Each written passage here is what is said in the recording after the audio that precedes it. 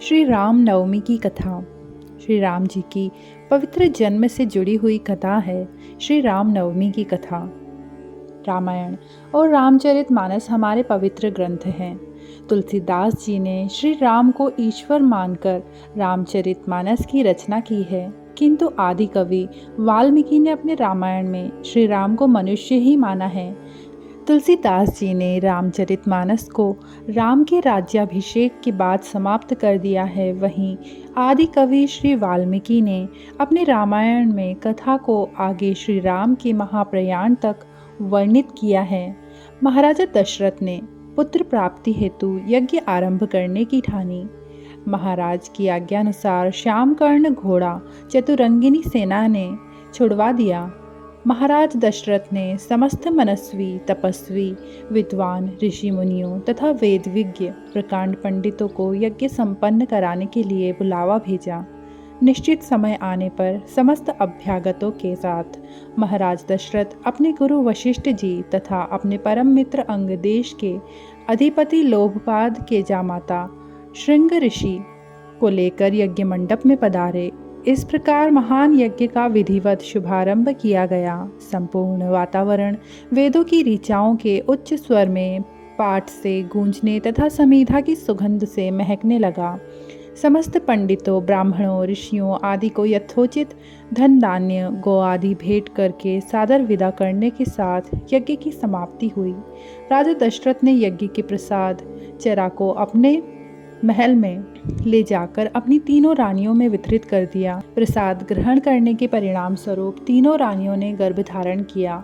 जब चैत्र मास के शुक्ल पक्ष की नवमी तिथि को पुनर्वसु नक्षत्र में सूर्य, मंगल, शनि, बृहस्पति तथा शुक्र अपने अपने उच्च स्थानों में विराजमान थे, कर्क लग्न का उदय होते ही महाराज दशरथ की बड़ी रानी कौशल्या के गर्भ से एक शिशु का जन्म हुआ, जो कि नीलवर्ण चुंबकीय आकर्षण वाले, अत्यंत तेजोमय, परम कांतिमय तथा अत्यंत सुंदर थे। उस शिशु को देखने वाले देखते रह जाते।